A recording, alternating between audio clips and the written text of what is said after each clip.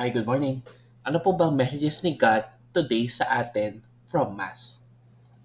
Okay, number one, Christ is sensitive to the inner struggles of our lives. So, tandaan po natin na si Jesus, si God, alam po nila or alam po niya ang mga pinaproblema po natin sa pang-araw-araw, sa mga struggles po natin sa buhay po natin.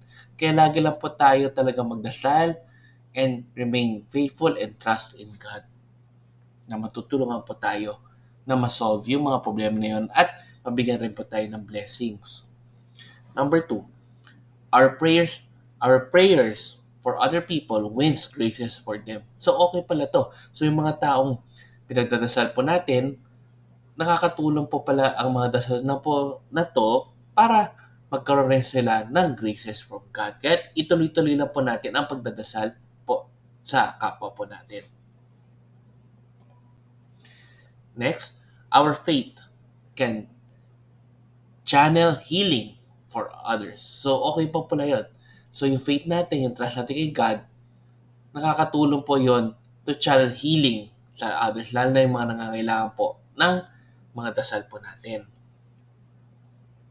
And number four, be aware of the negativity around us. So, maging aware lang po tayo sa negativity po sa mundo na to, yung mga taong mali naman po yung ginagawa, yung nagbibigay ng bad vibes sa atin. Kapag kasi naging aware po tayo dito, madali na rin po natin ma-solve yung mga negativity na yon. Ayan. So hopefully, manitutunan kayo today, tayo lahat, and let's end again with a simple prayer in the Father, Son, and Spirit. Amen.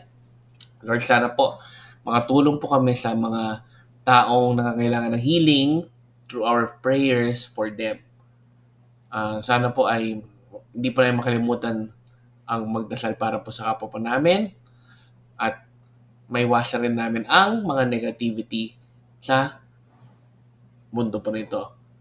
Sana nga rin po ay maging channel po kami ng grace po sa inyo or from you to others, and lagi po kaming nagpapasalamat na may mga opportunities sa buhay na dumating na nakakatulong rin kami sa kapwa mo namin sincerely.